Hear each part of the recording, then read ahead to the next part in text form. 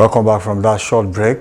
This show is still Daybreak Live on Dominion Television. Don't forget, you can watch us live on our website at dominion.org.ng, at dominion.org.ng. You can also watch us live on our YouTube channel at Dominion Broadcast. And then you can also link up with us on all other social media platforms, Instagram, Facebook, and TikTok at Dominion Broadcast, and on X at Dominion Cast. As we said earlier, we have a lot to unpack this morning. We are straight to the sports segment as they're waiting for us on the sport desk this morning.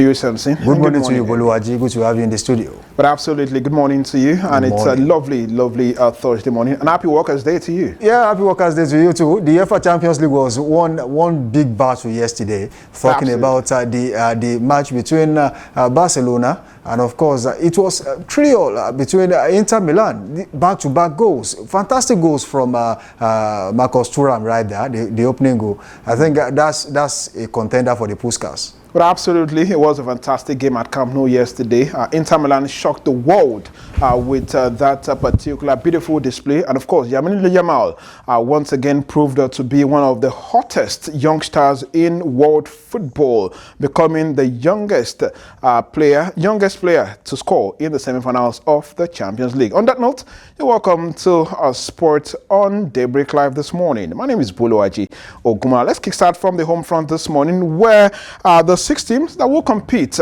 in the Super 6 in the Nigerian Women Football League emerged yesterday following Niger Rattles draw over there in their match against Bayelsa United, and they picked up the only tickets left in the Super 6. Well, let's take a look at results of matches played. The match day 14, and that's the last in the regular season of the Nigerian Women Football League. Niger Rattles played out a goalless draw against Bayelsa United, and that goalless draw was just enough to hand them the ticket to the Super 6, holding later this month in Ikene, Ogun State. Well, FC Robo Queens and Delta Queens did do battle, and of course, FC Robo Queens won 2-1.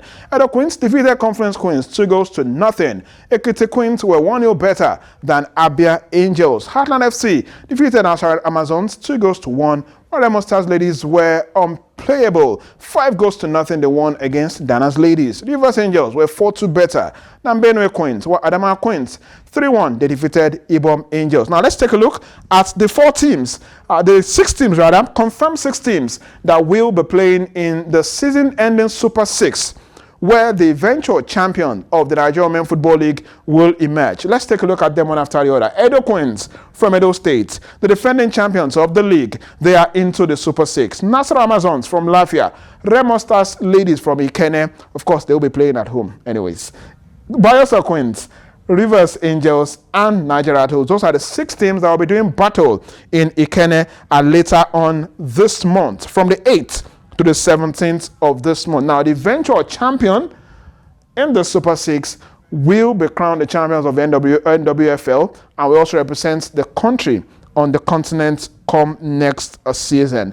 We continue to bring you updates as far as that is concerned, and of course, let you know, break it down to you ahead of the Super 6. From there, let's take a look at Nigerian National League. We're following the expulsion of 1472 Football Club, following their refusal to honor 3 league matches. Well, and the consequential punishment handed over to them, and that's deduction of points and cancellation of all their points. We now have a new twist to the table. Right now in Conference A in the NNL, Warri Wolves top the park with 26 points. Followed by Crown FC with 23 points, Smart FC with 22 points, and of course Beyond Limits. Don't forget, the top 2 teams in each conference will book a place to the season-ending playoff. And there you have it. 1472 has been withdrawn from the league, having failed to honor 3 matches as stipulated by the rules and regulations of the Nigerian National League. Similarly,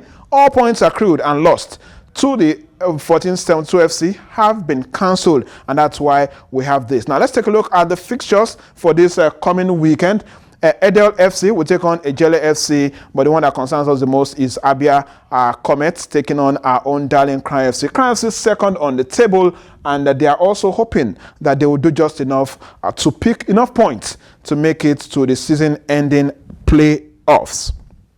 Well, from that point, let's leave the local scene and let's head straight to the continent. Let's head straight to Egypt, where the Under-20 AFCON is actually taking place at this moment. And yesterday, a lot happened as far as that is concerned. The South Africans were on fire yesterday. They defeated debutant Tanzania by a lone goal. But then, let's talk about what happened between host nation Egypt and their Sierra Leonean counterpart yesterday. Sierra Leone embarrassed host nation Egypt 4-1 yesterday at the ongoing Under-20 African Cup of Nations. Don't forget that the Egyptians defeated the South Africans by a single goal in their first game, but the second game wasn't a good one for the Egyptians. 4-1 they lost to Sierra Leone. Then I'm sure they will go back and ask questions from themselves, what really happened to us? And like I mentioned earlier, the second game we saw on the day, South Africa were 1-0 better than Tanzania, with South Africa, returning to winning ways following their disappointing loss in the first encounter on Sunday against Egypt. What a way to bounce back to the competition. But then let's take a look at the fixtures for today. Most importantly, our dying Flying Eagles will be on parade today, against their counterpart from Tunisia. Yes, Nigeria will take on Tunisia today, 4 p.m. local time. Let me inform you that 5 times Nigeria have faced Tunisia in this competition. Nigeria has won 3 times. Tunisia won once. And of course, once they played out a draw. Now, that game will go ahead today at the June 30 Stadium in Cairo, Egypt, with our boys fired up for victory, according to their coach, Zubair. Or the other game today in the Under-20 AFCON competition, Kenya will slug it out with Morocco. It's also their first game of the competition. Of course, tomorrow we'll definitely come back with results of that particular encounter. Away from the world of football, let's cross to the world of tennis. Tennis this lovely morning, where semi-finalists at the Madrid Open have emerged in the female category, with Iga Swiatek taking on Coco Gauff, and Arina Sabalenka, of course, also in action as well against Vitolina. That's the semi-final pairing for the Madrid Open, following their respective quarterfinal games, yesterday. Yesterday, during the quarterfinal games, Madison Keys lost to Iga Swiatek 6-love, 3-6, 2-6. And of course, Sabalenka defeated Kostyuk and knocked her out. Then we have the pairing already. Let's take a look at the male category. They are in the quarterfinal now in the male category, and there you have on your screen the pairings for the quarterfinal with Francisco taking on Jakub Mensik, Kasper Ruud will take on Medvedev, we have Matteo taking on Jack Draper, and of course Diallo taking on Musetti. There you have the pairings for the quarterfinal, and those quarterfinal games will also be played today in Madrid. While away from the world of tennis, let's talk football, where Barcelona were held to a 3-0 draw by Inter Milan yesterday in the first leg of their semi-final fixtures in this year's UEFA Champions League.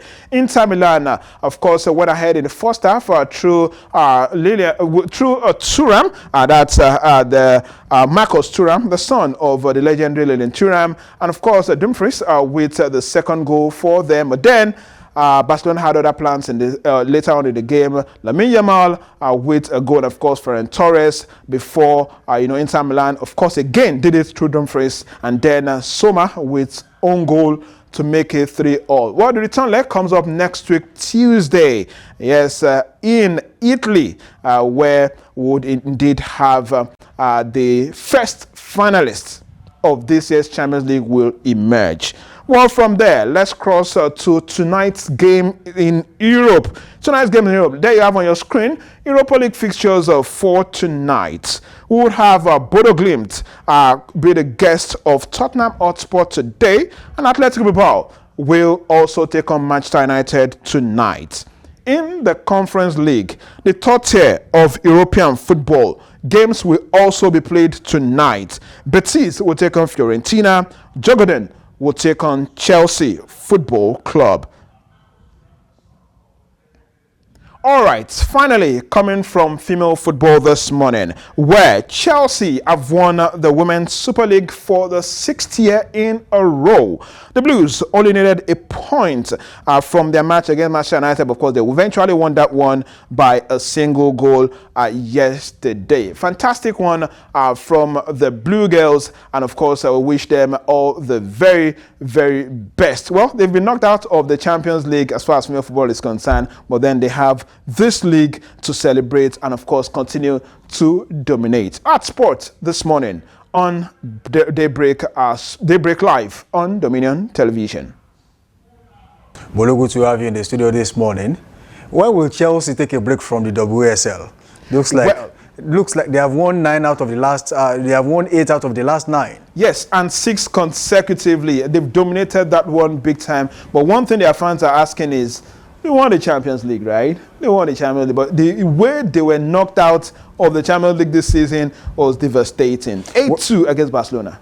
Well, I think when Mahrez left, they thought it was going to be, and then Sonia Bonpasto has taken off from where Mahrez actually stopped. Looks like it's a never-ending set of victories for Chelsea. Absolutely. I mean, you can say that again because they parade some of the best players as far as world football is concerned in female football. I must tell you, I think the only team that can beat them in Europe as far as quality is concerned is FC Barcelona that knocked them out of the Champions League. But then, like I mentioned earlier, Chelsea fans, fans of the female football anyways, want more from the team. Beyond Champions League. Yes, beyond dominating the league.